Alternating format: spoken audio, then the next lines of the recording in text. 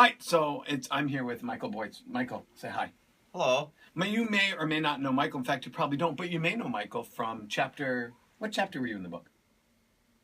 Now I just forgot the chapter number. I think you're in chapter 7. 7, Take yeah. your I duck am out 7. of water. Yeah. Anyway, Yeah. This is Michael Boitz, my good friend, chapter 7 from leader of the band, and I'm here to work with his band and his orchestra, which is why we're here today. So most people don't know that you do band and orchestra and do both extraordinarily well. I mean, you're doing the Turner Roses Parade with the band this year, and you just got off the Midwest stage last year. So obviously some success on both podiums, a drum major podium and a conductor podium. So tell me, what's the difference between band and orchestra? Are they the same? How do you teach a band versus teaching orchestra? Are they the same kid?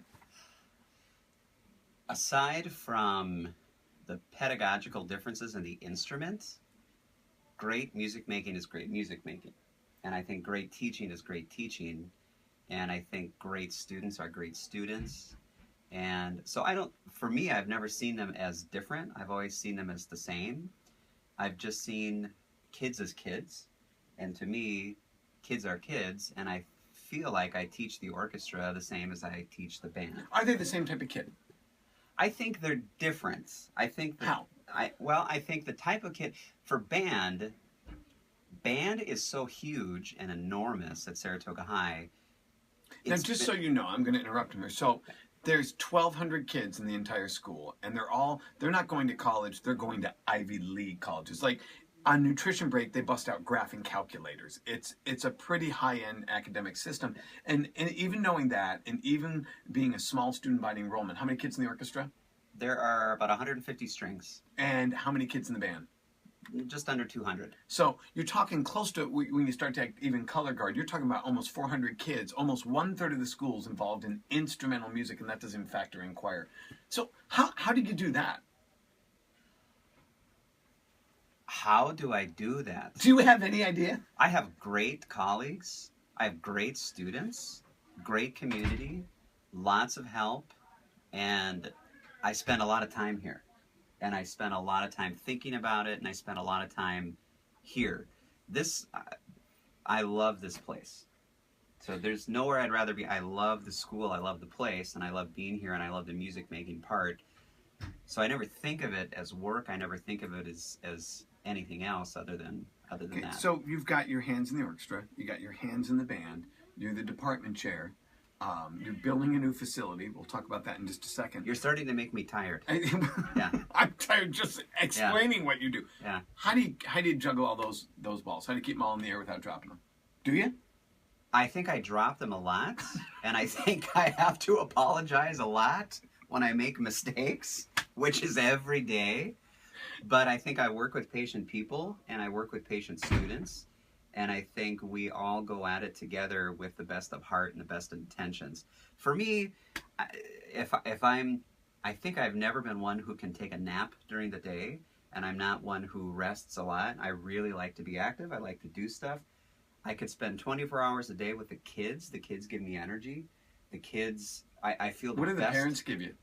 The parents give me migraines. Ulcer. Drinking problem. The adults give me, I don't know what I can say, diarrhea, perhaps, but the kids give me inspiration. That's the first on my webisodes, the word diarrhea. Sorry, I apologize. Rewind. Yeah. All right, here's my last question. So, I mean, we're in the midst of chaos. For those who don't know, and I've been coming here for a decade, how many buildings are you in this school? 6. 6. So, literally, there are closets on the other side of campus where the drums are held. And then the girls' dressing room is down the street and over the woods and at grandmother's house. I mean, it's out of control. They are jam-packed into places that they should never be jam-packed into.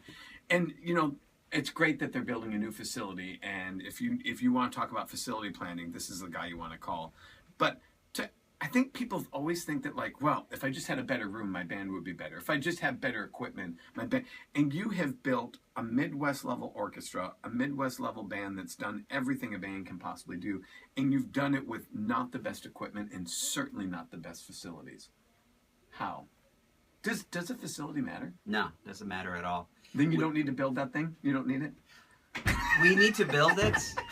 We're still building it, because if we don't build it, I'm going to die. No, you don't need it. We never had a concert hall my first 10 years at Saratoga High. We used to perform we'd go off campus and find wherever we could to perform, whether it's the community college or a church. The gym, we would decorate the gym to try to make it look like a concert hall. That's a lot of spray paint and black, Yeah, curtains. a lot of poinsettias on the floor. But I think that doesn't matter. I think the more I'm in the profession, the more I could care less where we are, but it's more about who we're with, what we're doing.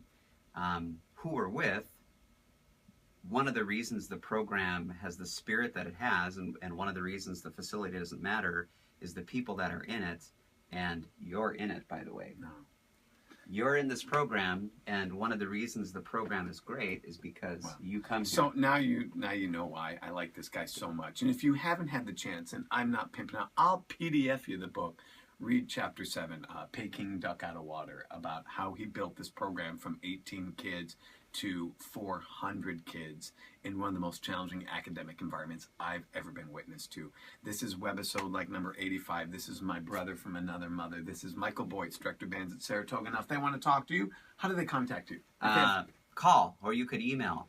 You gotta give me an email address. Okay, Boitz, Boitz, this is horrible, at lgsuhsd.org.